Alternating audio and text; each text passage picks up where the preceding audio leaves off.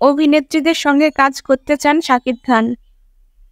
ঢালিউডের superstar Shakib Khan আরব আমিরাতে golden visa হাতে পেয়েছেন।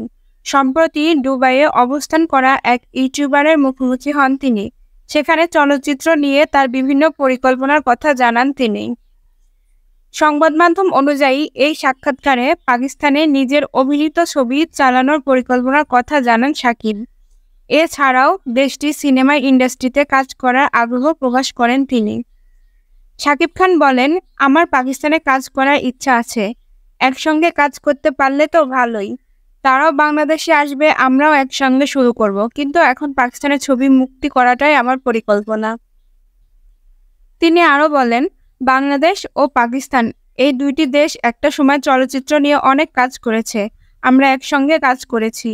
দুই দেশ মিলিয়ে শবনম ম্যাডাম, নাদিম জি এনারা একটা সময় কাজ করে গেছেন। বাংলাদেশে তাদের সুখ্যাতি ছিল। এছাড়া বাংলাদেশের বহু শিল্পীও পাকিস্তানে কাজ করেছেন। এছাড়াও শাকিব খান জানান, পাকিস্তানি অভিনেত্রীদের সঙ্গে কাজ করতে আগ্রহ তিনি। ফলে নায়কের সামনের কাজ পাকিস্তানি তারকারাও একসময় যুক্ত হবেন বলে আশা করা হচ্ছে। তার কথায়, আমরা একসঙ্গে আবারও শুরু করব।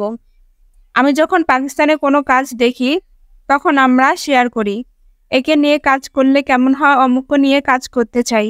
আমি পাকিস্তানের অভিনেতা অভিনেত্রীদের সঙ্গে কাজ করতে চাই।